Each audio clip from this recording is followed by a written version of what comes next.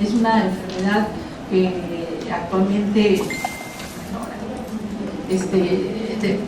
muy prevalente, por un lado.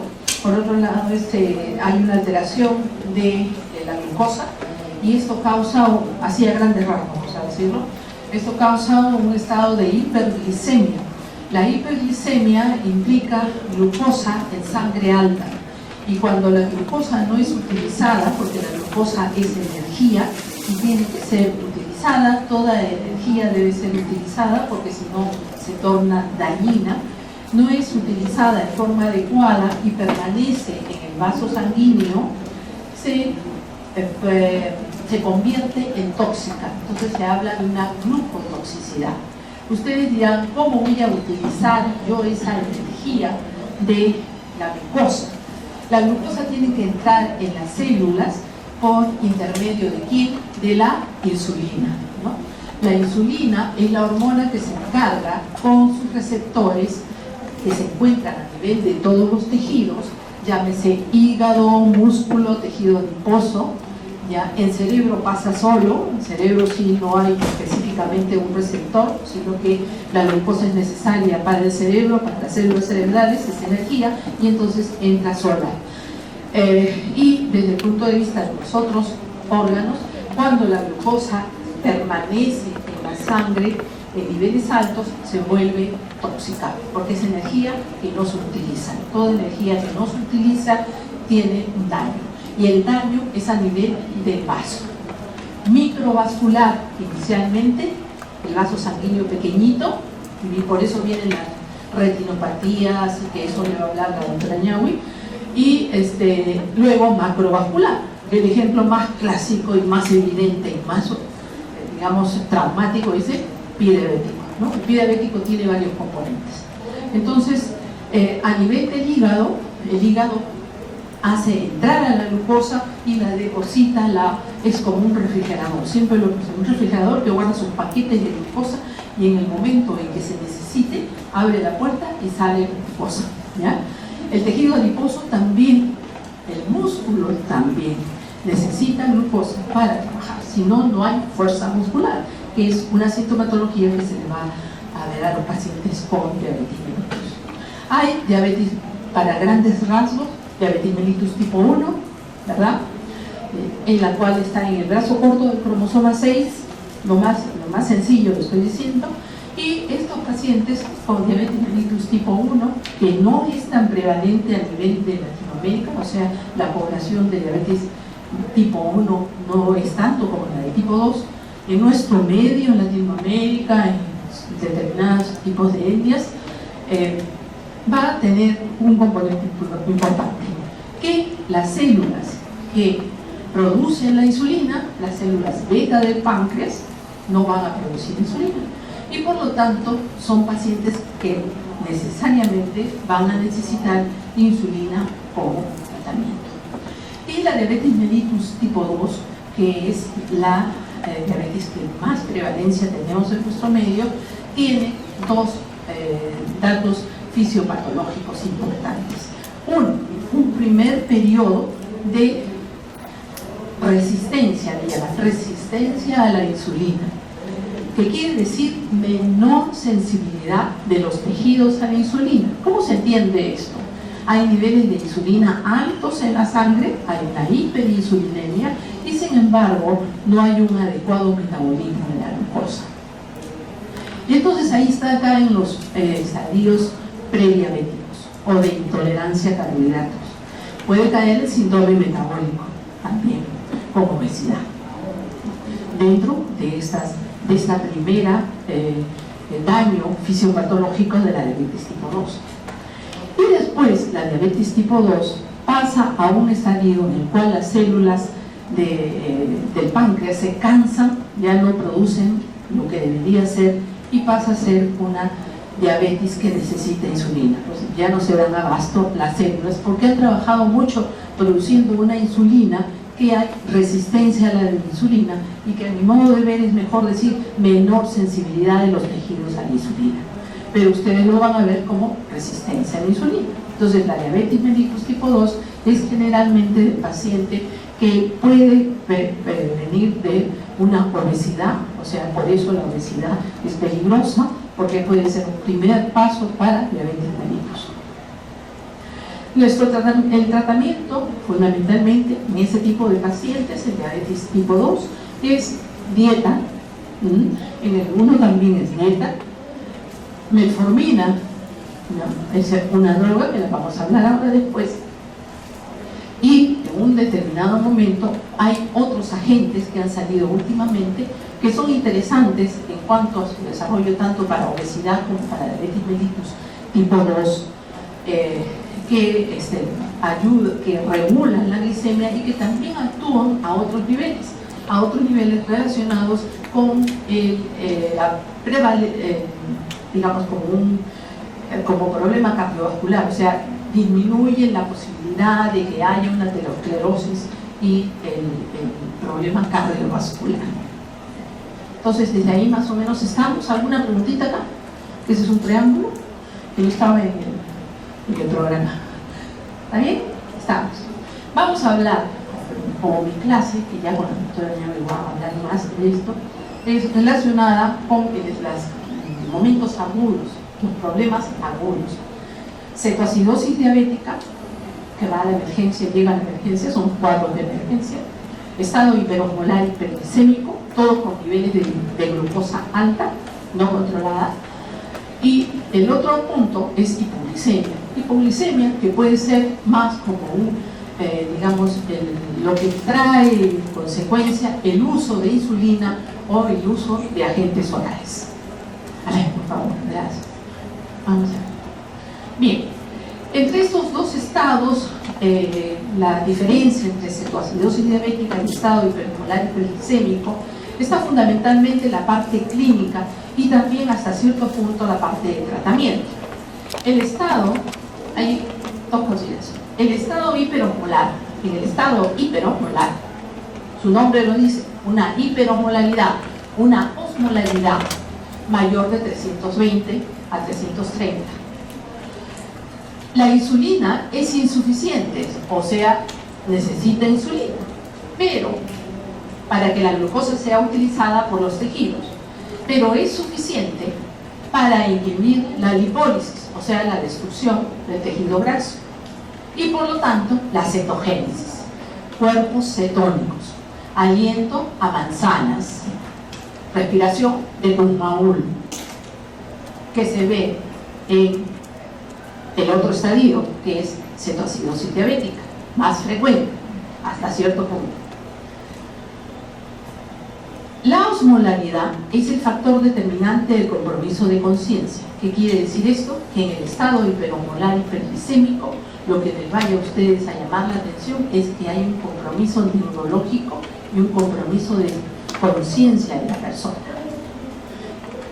De repente la persona siente como sueño, mareos, pasan los días, no reconoce a familiares y de repente se queda dormida o dormido. Ya.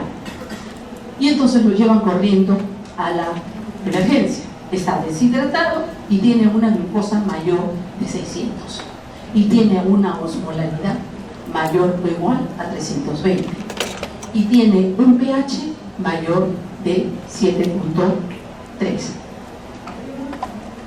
Mientras que en el otro estado vamos a ver otros puntos. ¿Ya? Hay una serie de trastornos intermediarios entre cetoacidosis y estado hiperosmolar que son variantes, o sea, un paciente puede ingresar y ustedes le hacen el diagnóstico, esto es una cetoacidosis diabética, lo trato con insulina, con líquidos y de repente pasa a otro estadio o lo contrario. Pero inicialmente tenemos un diagnóstico inicial, cetoacidosis, estado hiperosmolar, depende del tiempo que ha pasado. Pasamos al siguiente, por favor. ¿Qué sucede en la cetoacidosis diabética? Esta es una complicación aguda grave, hay un déficit severo de la acción de la insulina, o sea, no hay insulina. Hay una triada bioquímica, o sea, los síntomas visibles. Hay aumento de la glucosa, mayor de 250 miligramos por decilitro, en el otro estado es mayor de 600 por lo general, 900 hasta 1000. Hay cetonemia y cetonuria, o sea, cetonemia, cuerpos cetónicos en sangre positivos, que es lo que vale, no tanto la cetonuria. Podemos considerar la cetonuria como una posibilidad de... Y hay un pH menor de 7.3.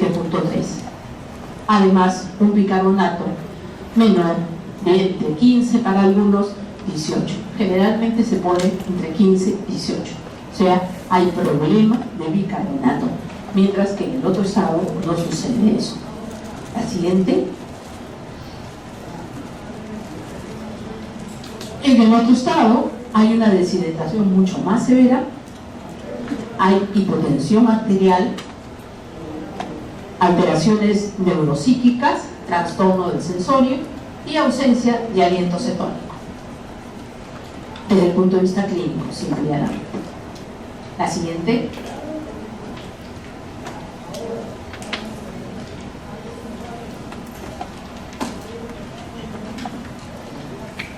Los puntos aquí para resaltar.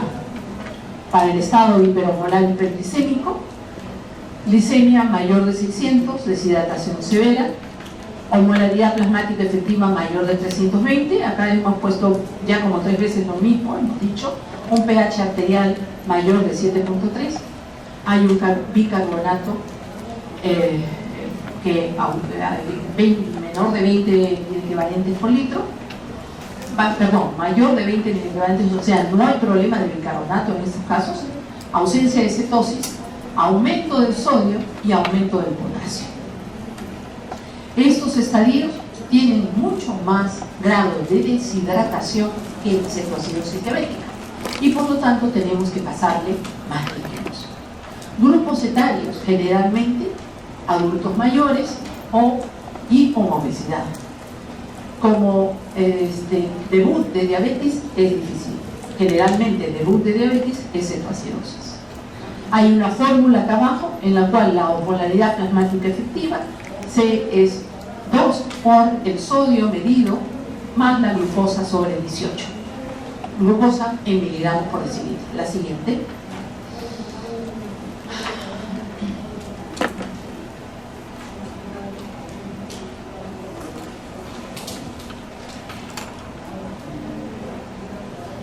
Un esquema cuando baja la insulina, esto es la patogénesis de la cetoacidosis diabética, aumenta las hormonas contrarreguladoras de la insulina. ¿Qué es una hormona contrarreguladora?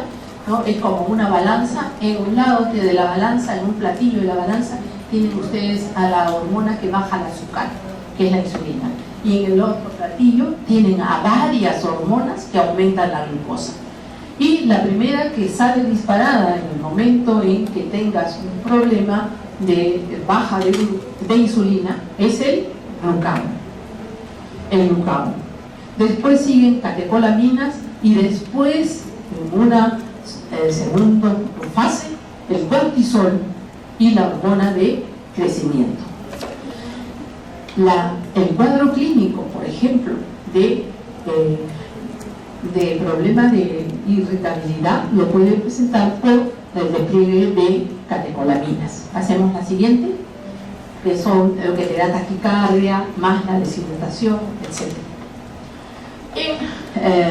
Aquí nuevamente, déficit de insulina. Este déficit de insulina hace que el hígado aumente la gluconeogénesis, baja la glucólisis, la sangre se vuelve más dulce, el glucagón y las hormonas contrainsulares aumentan esta posibilidad. Hay una diuresis osmótica, poliuria, polidipsia sobre todo. Esto descompensa y te va a llevar a un problema de deshidratación, de lipólisis y de cetogénesis. Esto es la parte de cetoacidosis diabética. La siguiente. Esto es un poco lenta, ahí está. Un poco lenta el pase de la hiperglicemia, te da glucosuria, hay pérdida de agua, sodio, potasio y cloro, deshidratación. Esto, otro te lleva a una hiperosmolaridad, pero en el caso de eso sí se deriva más para el otro estadio. Y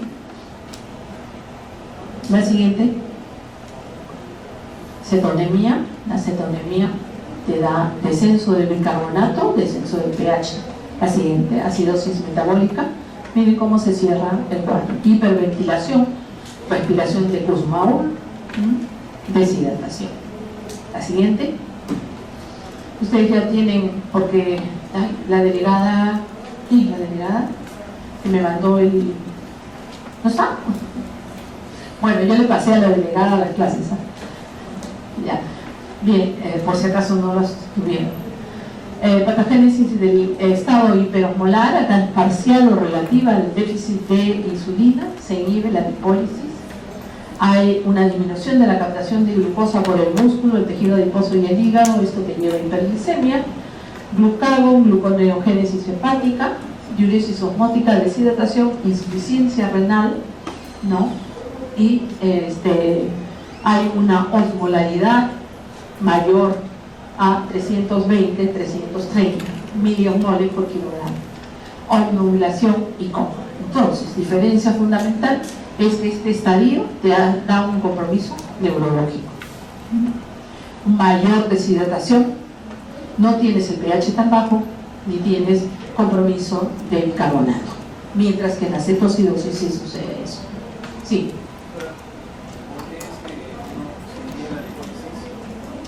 Porque tienes algo de insulina. O sea, el déficit de insulina no es completo como la cetocidosis diabética. Y estos pacientes generalmente hay obesidad marcada. Son pacientes más adultos mayores.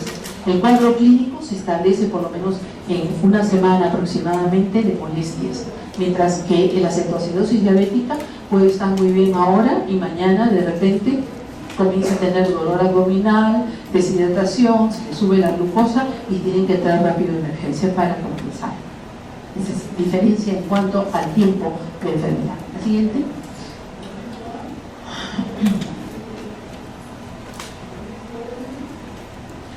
Definitivamente, para todas estas descompensaciones tiene que haber,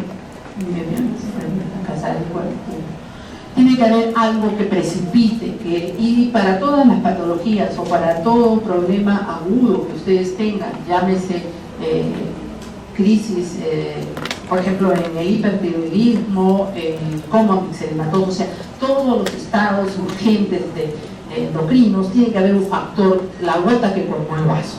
Y generalmente son las infecciones el primer factor en el caso de la diabetes. Infecciones, neumonías, infección del tracto urinario, que es una de las patologías más frecuentes en los pacientes diabéticos. Sepsis.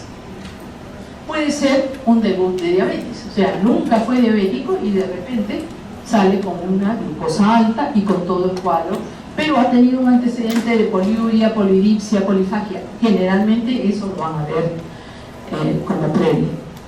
Puede ser por un inadecuado tratamiento de la diabetes. Se le dan unas indicaciones, o no lo cumple el paciente, o de repente se presenta una fiesta, alguna kermés, alguna celebración, porque parece que ahora hay celebración acá, ¿no? Porque hay tanto carro adentro, está la tuna y todo, y entonces se descompensa en la ingesta de alimentos. Y toma la Coca-Cola, el Coca-Cola que está prohibido, come de más, etcétera, y entonces se descompensa, ¿no? Gastrointestinales, pancreatitis, de un tiempo a esta parte he visto bastante cantidad de pancreatitis como descompensación de diabetes, o como que los lleva incluso a un... Y generalmente estas pancreatitis van precedidas de una ingesta fabulosa en grasas, ¿no? Alguna parrillada, etc. Bueno, obstrucción troposis mesentérica. Otro tipo, acromegalia, síndrome de Cushing. Estas son las diabetes que son secundarias a un exceso de otras hormonas. Acromegalia, exceso de hormona de crecimiento, es hormona contrarreguladora de la insulina.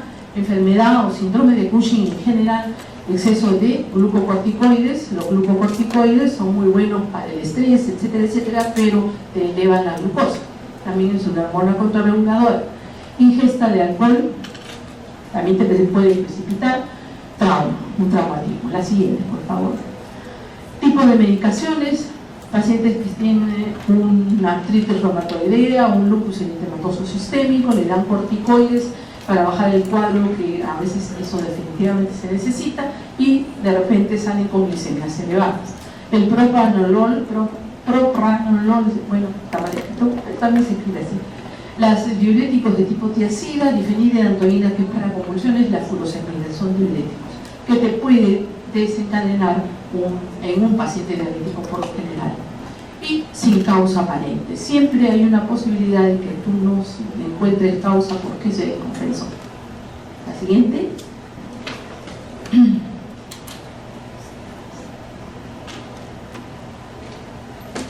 Ahí está el cuadro clínico y la diferencia entre uno y otro.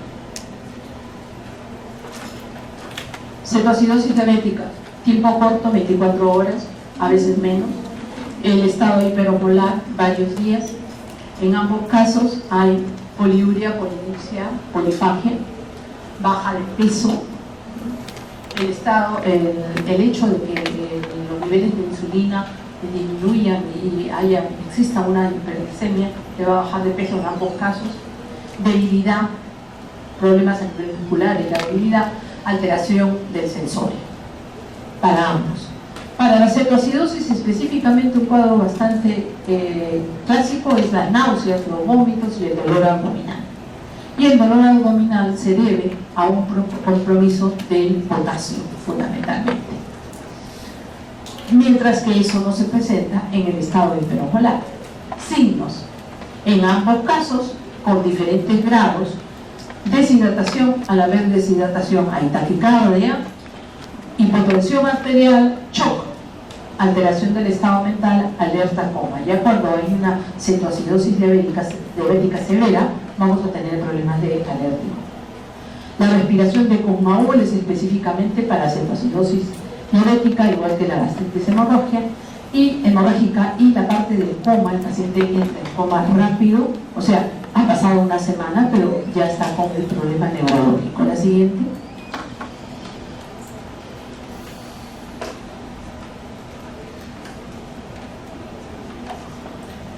Esta paciente es una paciente, bueno, acá tiene, allá, los salteanos. Bueno, aquí es la causa, los signos y síntomas: la causa de sed, de poliuria, diuresis osmótica, deshidratación, la astenia, la pérdida de peso, deshidratación y catabolismo aumentado, náuseas y vómitos es por hipercetonemia, estasis, dolor abdominal agudo por un hilo reflejo, por potasio bajo, hay una hipocalemia, y ahí tienen que entrar con lo que se llama retos de potasio, pasarle potasio.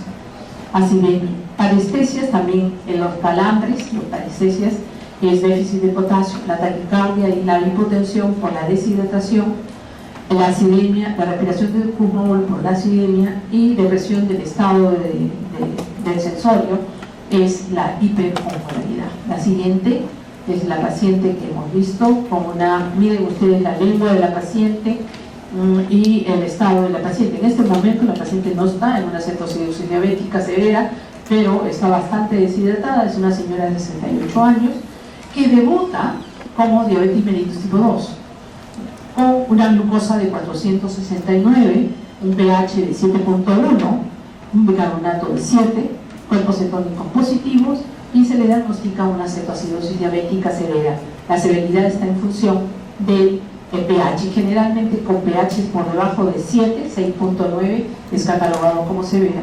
Aquí es el bicarbonato el que nos está dando la pauta, y recibe un tratamiento específico de hidratación, insulinoterapia, buscar un foco infeccioso pero esté descompensando, entre otras cosas. La siguiente.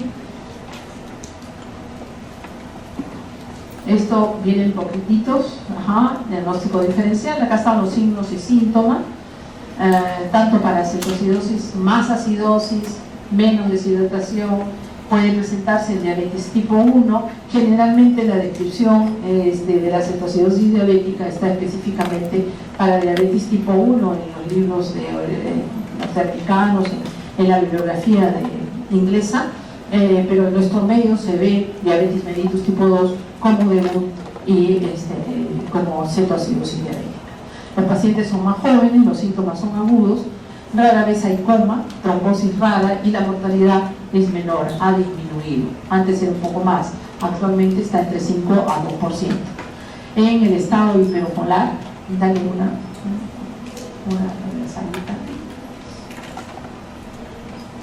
No hay acidosis, deshidratación importante, se presenta sobre todo en diabetes tipo 2, adultos mayores, ¿por qué? Por lo lógico, hay algo de insulina. Síntomas subagudos, coma frecuente y la mortalidad es mucho más elevada. La siguiente, generalmente compromiso cardiovascular. La siguiente.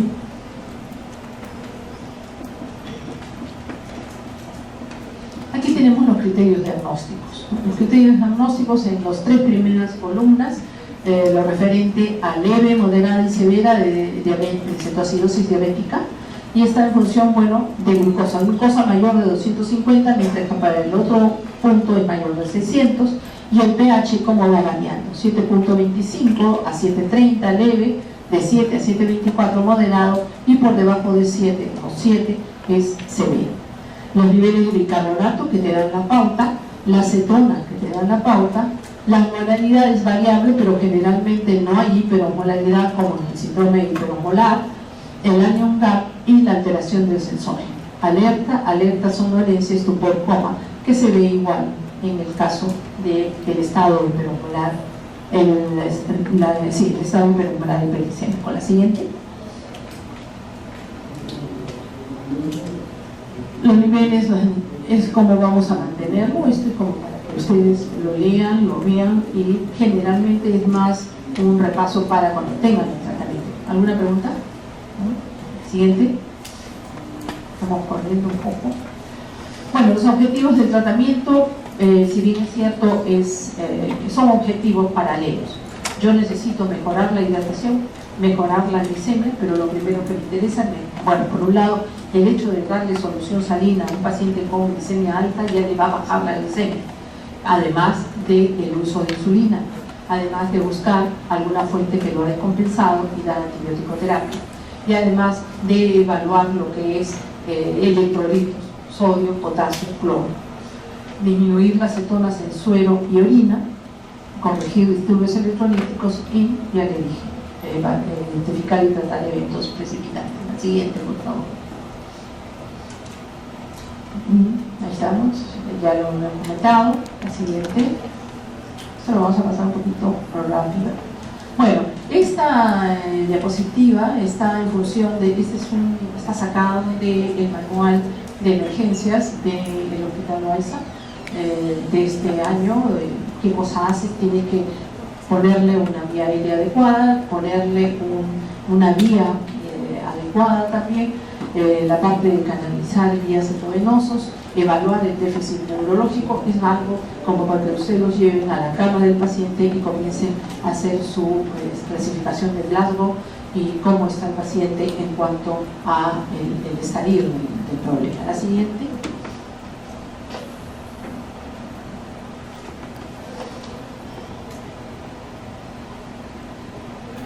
La siguiente, ¿te sacó?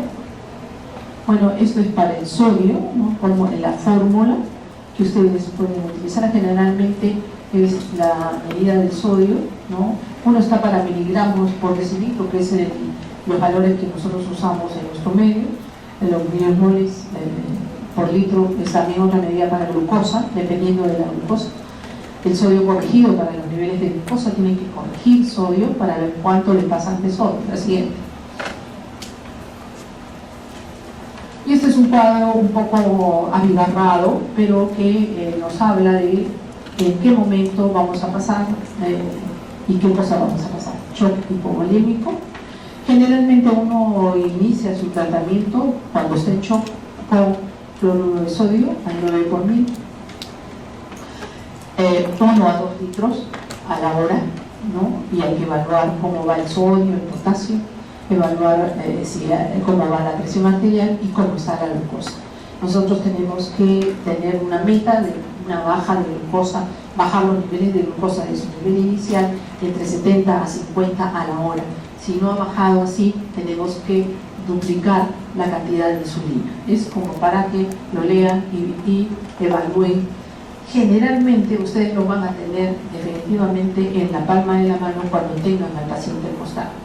Es una cuestión de experiencia. De todas maneras es algo que hay que tenerlo en cuenta. Este tipo de... Ahora, hay veces en que se usa otro tipo de tratamiento, depende de los medios que tengamos a nuestra posibilidad. La siguiente.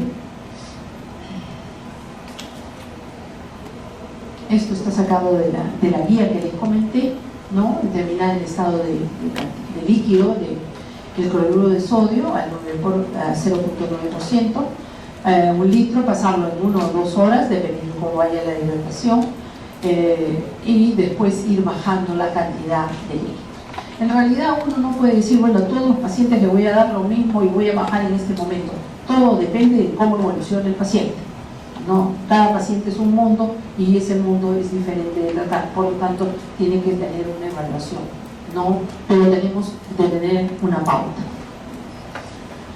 La siguiente, por favor.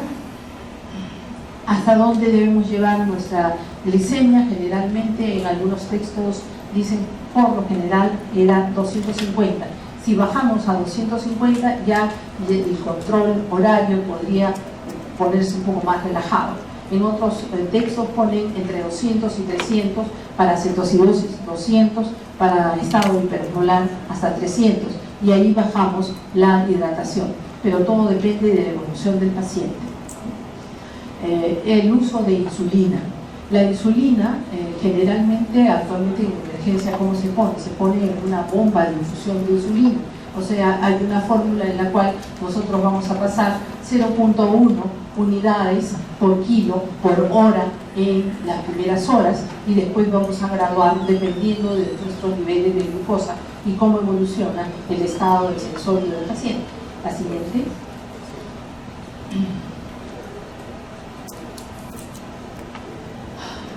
Este es el punto en el cual, por ejemplo, aquí te pone iniciar con insulina regular. ¿Qué insulina vamos a utilizar? La insulina que utilizamos es la insulina cristalina, corriente, la R, ¿no? Es la rápida. La rápida que actúa, o sea, en media hora llevamos la dosis de 0.1 unidades por kilo. Esto es para este estado, para el estado hiperosmolar y para la cetocidosis. Preparas la dilución de una unidad en 1 centímetro cúbico de cloruro al 0.9%, pones 100 unidades de insulina R en cloruro de sodio, 100 mililitros, y pasas 0.1 centímetro cúbico por kilogramo en polvo. Algunos lo que hacen es paso 10 unidades de insulina cristalina y después comienzo con el goteo horario. Pero este esquema está sacado de la guía que les estoy comentando de emergencia del Hospital Loaiza del 2019, ¿no? O sea, comienza así el tipo de tratamiento para ir sacándolo del estado de cetocidosis o del estado hiperosmolar. Se comienza a reducir la velocidad de infusión y miren cómo va bajando hasta 0.02. Con una infusión de insulina endovenoso para un equipo de infusión es fácil controlar esto. Si no lo tuvieran, si estuvieran en el, ¿cómo se llama? Creo que ahora ya no se llama, no sé si dirán, ¿cómo se llama? Segundo, y creo que lo van a desaparecer, no sé. Bueno, pueden hacerlo por vía subcutáneo, por vía intramuscular, poner 10 unidades. O sea, en el otro slide, al costadito, hay otro tipo de esquema que pueden ustedes aplicar en el caso de que no tuvieran una bomba de infusión de insulina y un equipo de enfermeras como para controlar el goteo. Eso es importante, porque no se te vaya a pasar como pasa a veces, ¿no? De repente pasan las 100 unidades de insulina cristalina y de un estado de cetocidosis pasan rápidamente a la hipoglicemia. Y eso justamente hubo una interconsulta la vez pasada que pasó eso, le pasaron 100 en lugar de pasarle 10 unidades al paciente y bajaron la glucosa 16. El paciente sobrevivió, por gracias al Espíritu Santo. Pero sí, Fue una interconsulta, ¿no? Fue una interconsulta, pero hubo un error. Ese paciente me parece que venía ya, o sea, entró a la emergencia con 16, con hipoglicemia. La siguiente, vámonos apurando porque no nos va a alcanzar mucho el tiempo, pero la siguiente. Bueno, esto es para insulina, para bicarbonato y para potasio. Ustedes ya se lo pasaron, ¿no es cierto? Ya lo tienen ustedes, sí. Ya, entonces esto es una cuestión simple y llanamente de seguir el camino para ir leyendo, ¿no? Está tomada de la guía de práctica clínica para diagnóstico y tratamiento de crisis hiperglicémicas del Hospital Arzobispo Alza de este año 2019 del Servicio de Emergencia. El Servicio de Endocrinología tomó esto y vio qué cosas podía cambiar, más o menos queda en igual dependiendo de cómo evoluciona el paciente. El bicarbonato solo si el pH es menor de 6.9. Pasan esta preparación, que en realidad es un poco tediosa tenerlo en cuenta, y revalúas el pH. Y cuando ya se ha alcanzado una estabilidad, vas a pasar a insulina. Cuando hay una estabilidad, cuando tú tengas un pH dentro del rango normal, un bicarbonato ok, ya, y un potasio dentro de, por arriba de, dentro de valores normales. El potasio por debajo de 3.3 tienes que hacerle retos de potasio. ¿Qué cosa es retos de potasio? Pones potasio en una solución y le vas pasando a un goteo determinado, ¿no? En esos casos, cuando hay retos de potasio, tienes que suspender la insulina por el momento mientras pasas el potasio, o por lo menos bajar la dosis a la mitad de insulina. ¿Por qué? Porque si tú sigues con la insulina a la misma goteo o no lo suprimes, el potasio entra rápidamente a la célula y sigue teniendo el potasio bajo. Pero sí, ¿por qué? Porque la insulina hace ingresar el potasio. Entonces, ese es un punto interesante. La siguiente, y antes de pasar esto, es que después de que tú has estabilizado al paciente, por un lado, por estado hiperosmolar, por cetoacidosis, tienes que mantener la insulina, tienes que cambiar la insulina. Si se restablece vía oral, le puedes cambiar a insulina NPH o a otro tipo de insulina, ¿no? Pero generalmente tienes que cambiar, o sea, mantener la insulina, porque algunas veces sale del estado grave y se deja sin insulina y después de repente de nuevo se le subió la glucosa. Es algo que hay que tener en cuenta. Esto es para potasio, cetoacidosis diabética. Siempre que vamos a pasar potasio tenemos que corroborar de que el paciente esté orinando, ¿ya? Diuresis presente, la siguiente.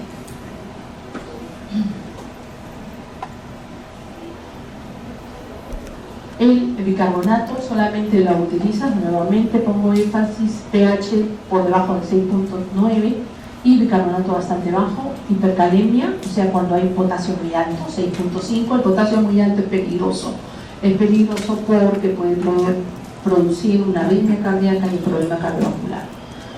Hipotensión que no responde al reemplazo de fluidos o una severa falla ventricular izquierda.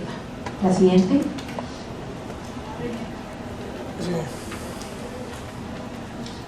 Esto es de una Diabetes Care de Hitachi. No da bicarbonato si el pH es mayor de 7. La siguiente. Es para potasio nuevamente. Tienen todos los esquemas. La siguiente. Diferentes tipos de esquemas dependiendo de los niveles de potasio. Complicaciones de la terapia es que podrías llevarlo a la hipoglicemia, a la hipocalemia, al edema cerebral o al síndrome de distrés respiratorio del adulto. Por eso es que en el monitoreo es un control horario de potasio, sodio, pH, bicarbonato, nunca. Entonces, eso es sangre arterial.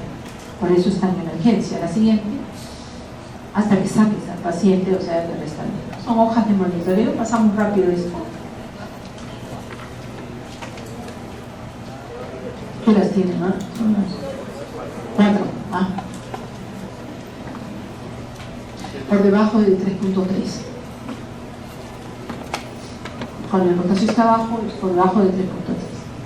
Bien, preguntas así rapiditas. ¿Estamos? Ya lo hemos leído, ¿sí? Bien. La otra complicación de diabetes mellitus es la baja azúcar, como complicación de diabetes, porque hipoglicemia también puede deberse a un insulinoma, y esa es una hipoglicemia que no tiene que ver con diabetes. La hipoglicemia en el diabético es una emergencia endocrina más común, sobre todo en pacientes que están tratados con insulina y con sulfoniluria. La sulfoniluria, ¿qué cosa hace? Estimula el páncreas para que secrete insulina. Se supone que el paciente sí presenta producción de insulina, y entonces esa insulina del paciente lleva al paciente a baja de glucosa. Cuando hay sulfonilurias, generalmente es una de las drogas que más hipoglicemia puede llevar, aparte de la insulina.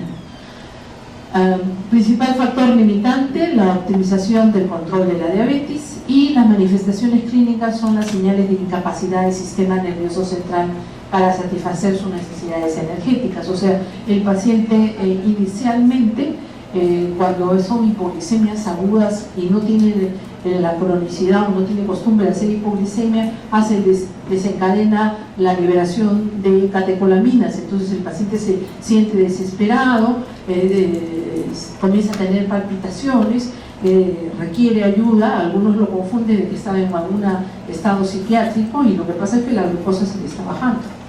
Si tiene costumbre de tener bajas de glucosa, este mecanismo de catecolaminas se va perdiendo. Lo digo más adelante, pero vamos a decirlo de una vez. Se va perdiendo, y entonces puede haber hipoglicemia asintomática, y eso es lo más peligroso, sobre todo en el adulto mayor. Por eso los parámetros para control de diabetes en el adulto mayor están mucho más laxos, en el sentido de hemoglobina glicosilada e incluso en el sentido de glucosa en ayunas.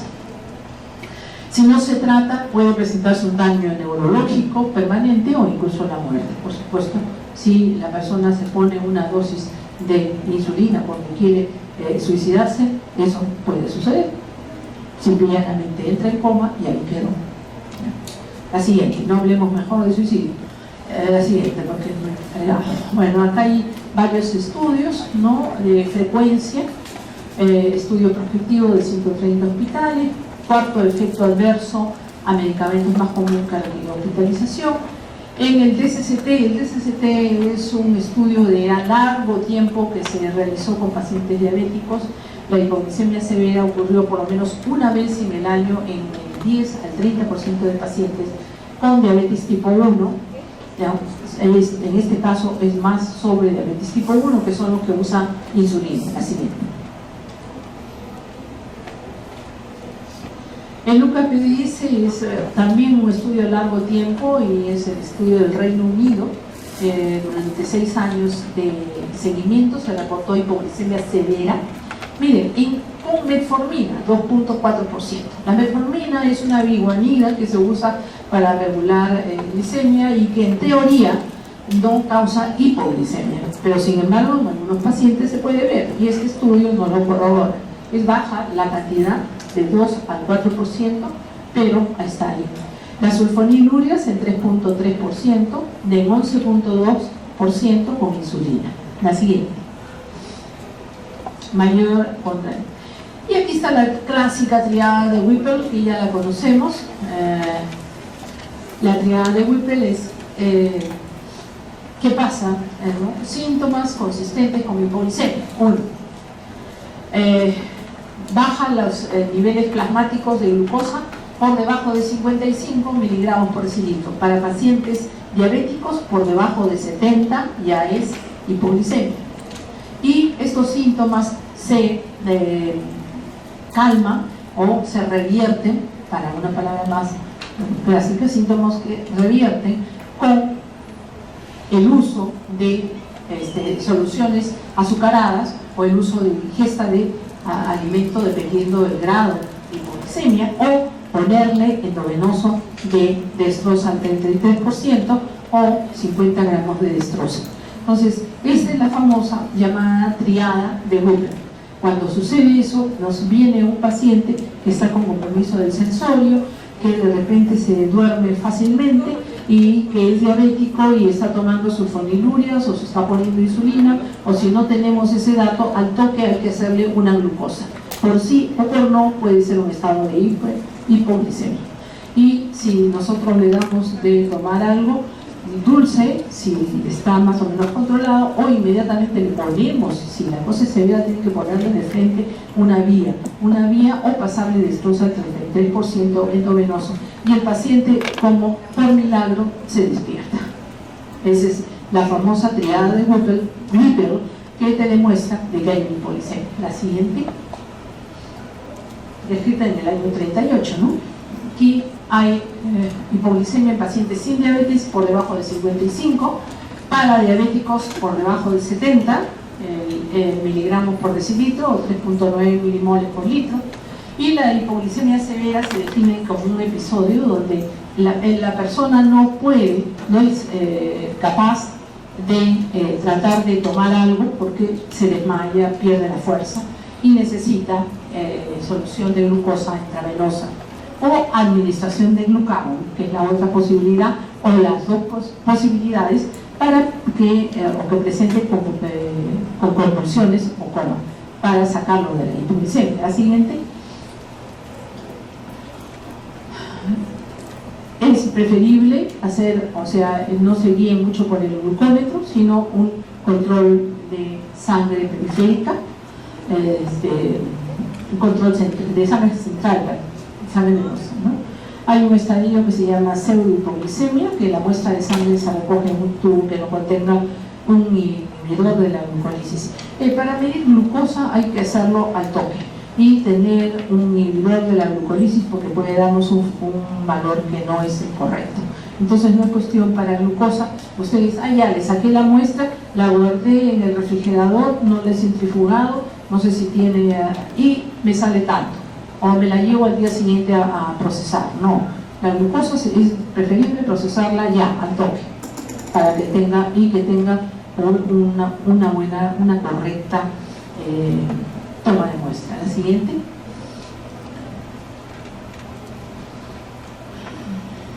Cuatro mecanismos fisiopatológicos, realmente es muy largo, que pueden llevar a la hipoglicemia severa: incremento de la insulina o de su efecto, pacientes que están usando insulina, pacientes con disfunción hepática, o pacientes que puede ser un diabético con ingesta de alcohol, o que lo otro es que tenga un hígado graso, de hecho se ve en diabetes, y hay una disfunción hepática, sustratos limitados para la gluconeogénesis y una reducción en el consumo de glucosa, una mala alimentación. Lo otro que puede llevarnos a la hipoglicemia es si el paciente es diabético, se ha puesto insulina y ha salido a correr y no ha tomado desayuno. Entonces, ¿cómo regresa? Regresa con la glucosa baja y se queda dormido tranquilo y no toma nada. Entonces, esos son puntos importantes a considerar, ¿ya? Que es la cotidianidad. La siguiente.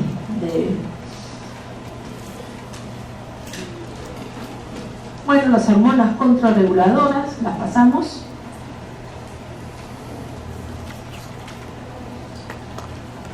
Y las características clínicas de la hipoglicemia, ¿no?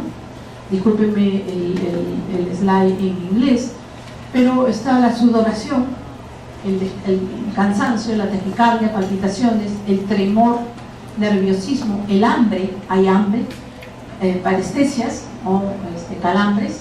Esto todo es una respuesta autonómica cuando tienes una glucosa por debajo de 65. Y ya cuando pasa a una neuroglicopenia hay ya compromiso del sistema nervioso.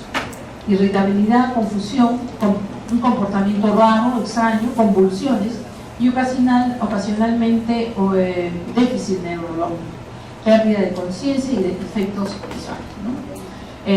Primero son los síntomas autonómicos y lo que ya hay más compromiso los neuroglicopénicos. La siguiente.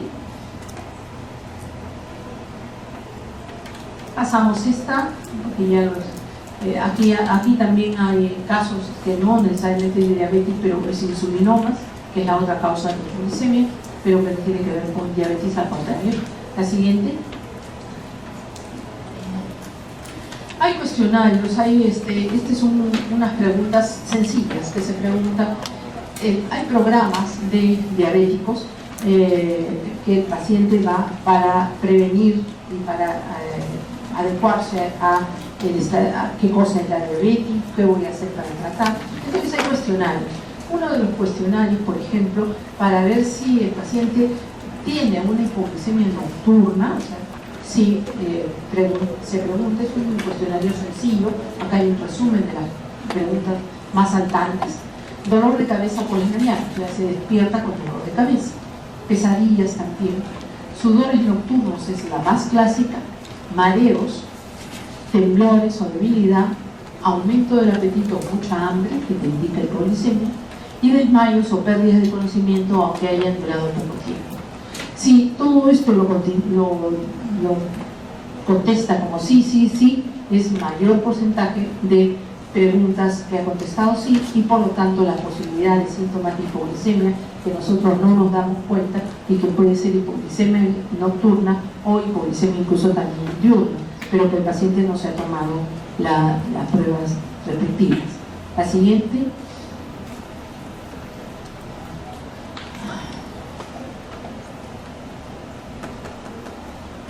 Bien, esto es otro test, pero es cuando no es evidente la hipoglucemia, pero una de las maneras más prácticas es tener este cuestionario, sobre todo si el paciente es diabético. La siguiente, esto es más para hipoglucemia por tumores, ¿no? La siguiente, las pruebas de ayuno de 72 horas, manejo de la hipoglucemia, sí, dependiendo del grado de hipoglucemia, ¿no? Si el paciente está despierto y es capaz de proteger la vía oral, se le puede administrar por vía oral una dosis inicial de 20 gramos de glucosa. Ahí el sublime lo han quitado.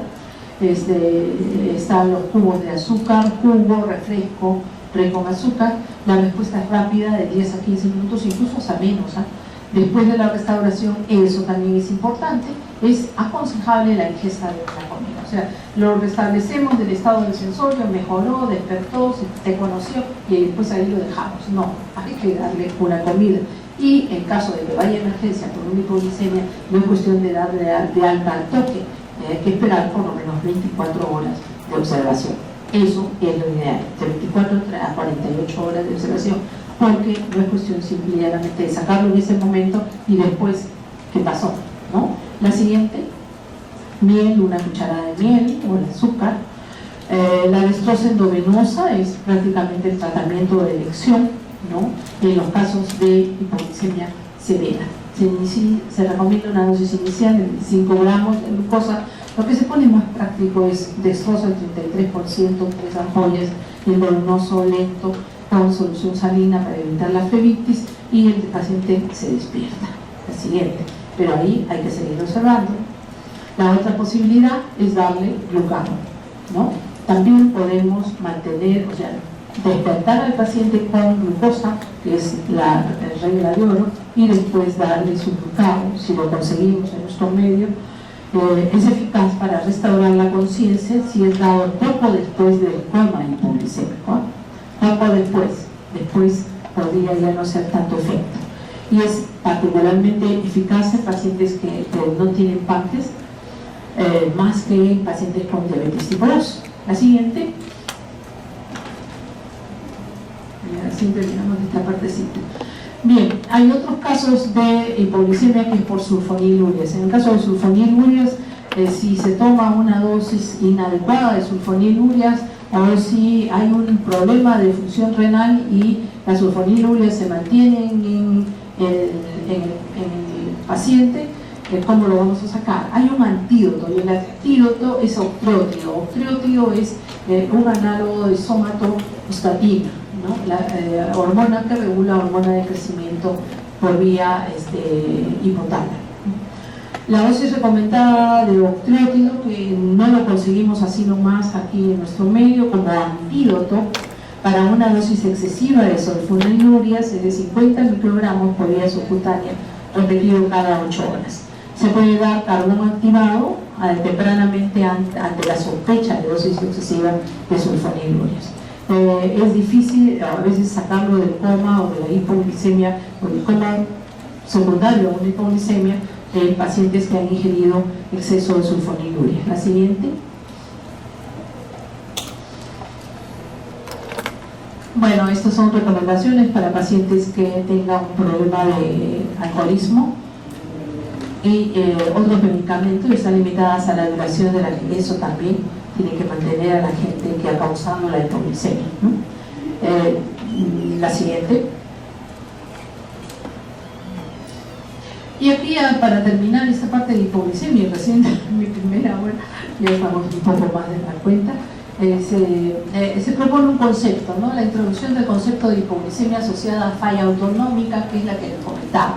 Pacientes que tienen hipoglicemia, varias veces una hipoglicemia crónica, que no tienen un buen detector, entre comillas, de la baja de glucosa, puede presentar hipoglicemia sin síntomas. Y entonces aquí sí, de todas maneras, ustedes lo ven al paciente, está conversando con ustedes, no tiene ningún síntoma, podría haber algo de sudoración, ya, y punto, nada más, y hay ausencia de respuesta, ¿no? Entonces hay que pedirle de todas maneras su glucosa.